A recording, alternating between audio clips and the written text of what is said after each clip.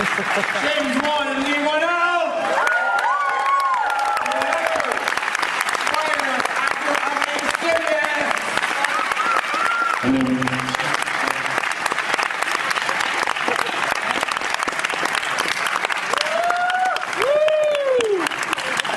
You guys have some people you want to bring up on stage?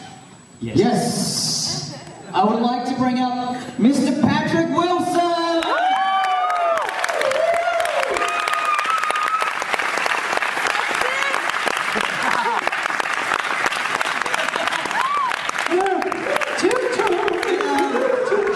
And I would like to bring up the creepy old woman who was in fact played by Mr. Philip Friedman. Come on up.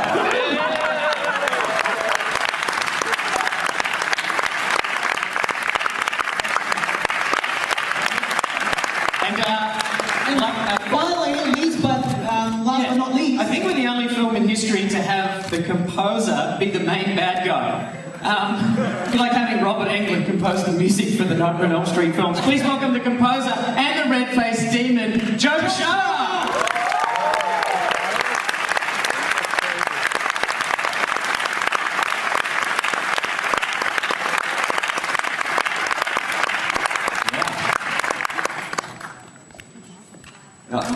Oh, really? He's not. Is he still here? Is he? is Ty's Ty here. Ty Simpkins, who played Dalton! Yeah!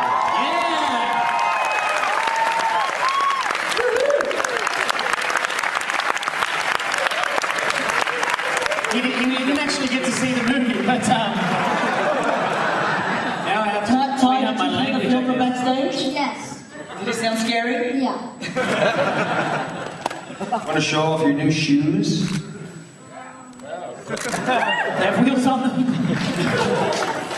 I believe that this is actually historically, you are the youngest actor we've ever had on the Midnight Madness stage. Nice.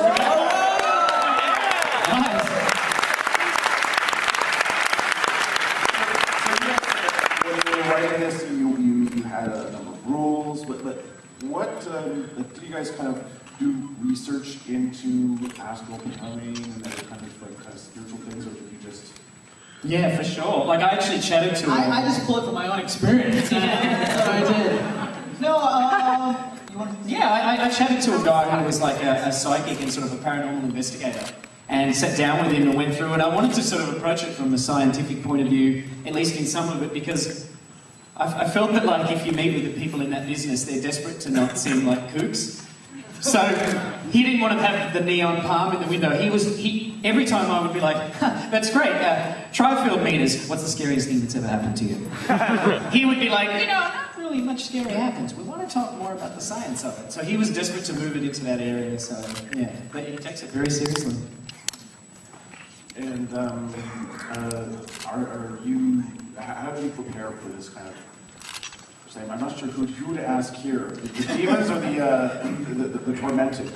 He's a demon. Let's start with the demon, yes. What's the question? How did you prepare for your... Can I just say how I decided to cast Joe in the role of the demon? Good question. I think that was the best way to start. We were on the set of a friend's film, and we were helping him out, and Joe and I, we were standing next to each other, and then, for some reason, I just tend to look at him, and I go, dude, think you can play a great demon? Do you want to come play a demon in my movie? And he was like, yeah, sure. And that was really it. And since I put Joe through so much hell in that makeup, it took 5-6 hours. It was 4.5 hours. 4.5 hours, so I thought, you know what, I'll let you compose it too. Never picked up an instrument. This was his first film, no. Take it away, Joe. I just spent a lot of time in hell. It's there was a lot of probably the most challenging thing was walking in the hoods. The hoods were tough to walk in, so I'd spend like an hour every day walking around in hoods just to get used to it before shooting. Weren't they actually like high heels in disguise, like covered? They were 9-inch platform heels. Yeah. Wow. They were Phillips. Respect to all you ladies who walk. And how did you go about casting your non-demon? My non-demon characters, like my main characters here, well, I mean, as you guys can see, freaking Patrick Wilson, he is amazing, isn't he? I was so fortunate. I worked with Annie McCarthy, who's the great casting director in this film, and she just had such a great time with the script that Leigh wrote, and we just had a great time casting the film. And one of the things I said to her was, I really wanted, people that feel real, and that people that you can relate to, and but at the same time, like good-looking people, like Patrick and Rose Byrne, and so that are easy on the eyes. So It's a cold, cold reality. Ugly people just can't play real. No, but Leigh and I have actually been big fans of Patrick for a while now. So and I've been a big fan of Rose Byrne because I've known her work from Australia, way back then. Patrick's actually in one of my favourite films, Little Children, and so is Ty. Ty played his son in Little Children. Exactly. So when I was casting for Patrick's young son, when Ty came up, I was like, you know what? That seemed like a good together. That seemed like, they got a good history together, and this film was shot so quickly. This film, believe it or not, was shot in like 22 days. Wow. Yes, and thank you. Firstly, I want to say thank you to all the crew that worked so tirelessly. and the producers who are here tonight. The producers are the guys who did Paranormal Activity, Oren Pelly, Steven Schneider, Jason Blum. Jason Blum. Unfortunately, Jason Blum can't be here. Stand up! Stand up, Steven!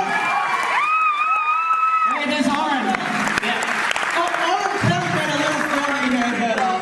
Paranormal Activity. But now that we've said that, everyone's just going to turn around and just start asking him questions. Well, I would like to thank Stephen because I believe it was around New Year's. Stephen was in Toronto, and he called me up, and I think he came over to my apartment on New Year's Day just to kind of catch up because we've known each other for a number of years. And he's like, "I've got some really exciting news for you. We're working on a new film. It's called Insidious, and it's got James Wan." And it was just like we planted the seed there, and I was like, at that point, I didn't think that it was even going to be ready in time because when you first hear of a film, it takes so long to do. But you guys really did this quickly. Dude, you've seen my Facebook status update.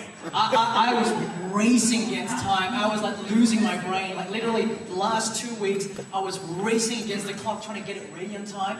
And the more you try to get something ready in time, the more things screws up. Like this would break down, that would break down, and it would always be technical things. And it literally was, when did the film get here?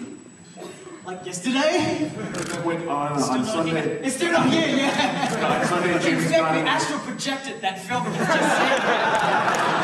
said. On Sunday, James Gunn turned to me and said, "Have you seen his Facebook updates lately? He's still working on the film. It's Sunday. The movie plays on Tuesday." Okay, one of the things James Gunn's like, I don't think he's going to make it. Well, one I of should the show my film again. Son of a bitch gun, where are you? one of the things that I do like about Sorry, Tom.